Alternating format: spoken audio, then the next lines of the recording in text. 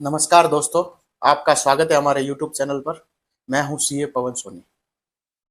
आज हम जानेंगे एचयूएफ के पैन कार्ड का आवेदन कैसे किया जाता है, उसके लिए आवश्यक दस्तावेज क्या है, एचयूएफ की कैपिटल कैसे क्रिएट की जानी चाहिए और एचयूएफ पर टैक्स किस स्लैब रेट से एप्लीकेबल होगा। सबसे पहले हम जानेंगे कि एचयूएफ के पैन कार्ड के लिए आपको क्या क्या दस्तावेज की आवश्यकता होगी। एचयूएफ की सबसे पहले डीड बनती है, जिसके अंदर एचयूएफ के कर्ता का नाम, एचयूएफ का नाम, एचयूएफ के को पार्टनर्स का नाम, पता, उनकी उम्र, ये सारी जानकारी लिखी जाती है, जिसको एक स्टाम्प पेपर पर एफिडेविट के रूप में, शपथ पत्र के रूप में उसको नोटरी करवा के उस डॉक्यूमेंट को बनाया जाता है।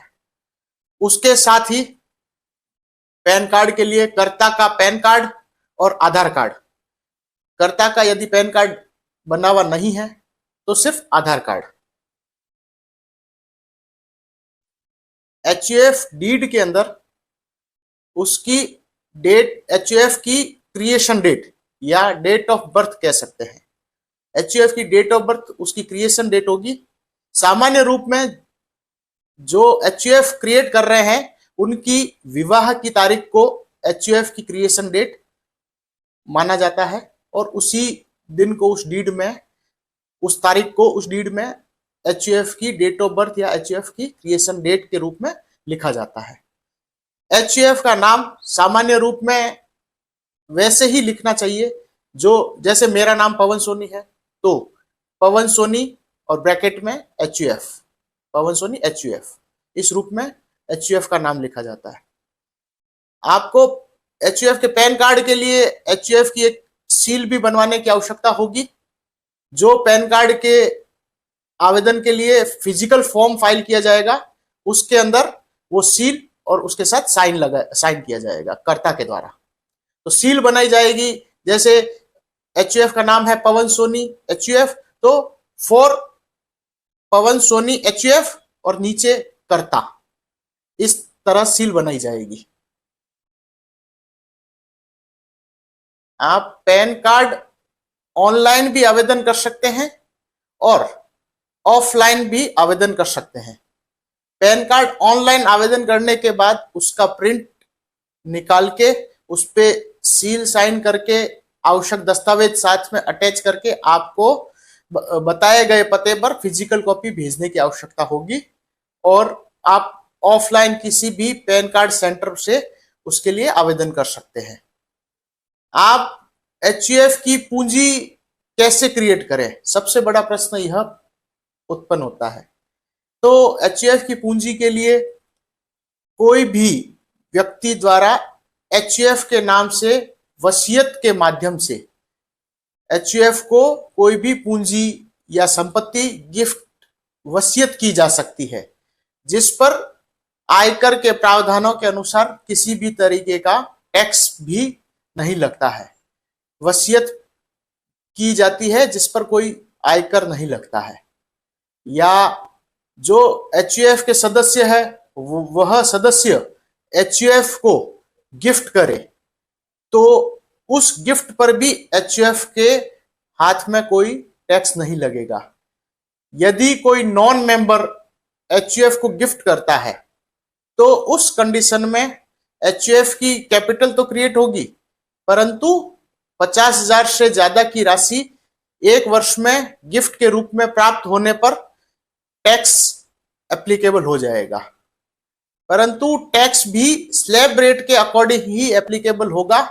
तो इस रूप में भी आप एचयूएफ के नाम से गिफ्ट प्राप्त कर सकते हैं, या एचयूएफ को कोई लोन के रूप में पूंजी दे और एचयूएफ उस पूंजी से किसी भी रूप में आय प्राप्त करके अपनी कैपिटल क्रिएट करे और जो लोन के रूप में पूंजी प्राप्त हुई है उसे वो वापस रीपे कर दे। या एचयूएफ के पास जो पहले से कुछ पूंजी हो और उससे वो कुछ भी व्यापार और व्यापार से आय क्रिएट करके और उससे अपनी और एडिशनल पूंजी क्रिएट कर सकता है। एचयूएफ असेसमेंट ईयर 2025-26 में न्यू स्लैब और ओल्ड स्लैब किसी भी स्लैब के अकॉर्डिंग टैक्स पे कर सकता है। एचयूएफ के लिए जो ओल्ड स्लैब है वो 2.5 लाख तक कोई टैक्स नहीं लगेगा। 2.5 लाख से ऊपर 5 लाख तक 5% टैक्स लगेगा। 5 लाख से ऊपर और 10 लाख तक 20% टैक्स लगेगा और 10 लाख से ऊपर की आय पर 30% टैक्स लगेगा। और 87A के अंदर जो रिबेट दी जाती है वो एचयूएफ के लिए एप्लीकेबल नहीं होगी। इसका अर्थ यह हुआ कि एचयूएफ की इनकम यदि ओल्ड टैक्स के अकॉर्डिंग टैक्सेबल करते हैं तो 2.5 लाख से ऊपर की आय पर टैक्स पे करना आवश्यक हो जाएगा। और यदि न्यू स्लैब सेलेक्ट किया जाता है तो 3 लाख तक कोई टैक्स पे करने की आवश्यकता नहीं होगी। 3 लाख से 7 लाख तक की आय पर 5% टैक्स पे करना होगा। 7 लाख से 10 लाख तक की आय पर 10% टैक्स पे करना होगा। 10 लाख से 12 लाख तक की आय पर 15% टैक्स पे करना होगा और 12 लाख से 15 लाख तक की आय पर 20% टैक्स पे करना होगा और 15 लाख से ऊपर की आय पर 30% टैक्स पे करना होगा। एक उदाहरण से समझते हैं कि यदि एचयूएफ को किसी नॉन मेंबर के द्वारा गिफ्ट प्राप्त किया जाता है तो उसको टैक्स किस तरह से पे करना होगा। यदि ये माना जाए कि फाइनेंशियल ईयर 24-25 में एचयूएफ को नॉन मेंबर के द्वारा 10 लाख रुपए का गिफ्ट प्राप्त हुआ है तो हम उसके टैक्स की गणना न्यू स्लैब के अकॉर्डिंग करते हैं। न्यू स्लैब में शुरुआत के 3 लाख रुपए पर कोई टैक्स नहीं होगा। 3 लाख से 7 लाख की आय पर अर्थात 4 लाख जो 3 लाख के ऊपर आय प्राप्त हुई उस पर 5% टैक्स जो कि 20,000 रुपए हुआ और 3 लाख से ऊपर और 7 लाख से ऊपर 10 लाख तक की आय पर 10% टैक्स अर्थात जो 7 लाख से ऊपर 3 लाख रुपए हुए हैं उस पर 10% से 30,000 रुपए टैक्स बना तो 20,000 प्लस 30,000 टोटल 50,000 रुपए की टैक्स की गणना हुई।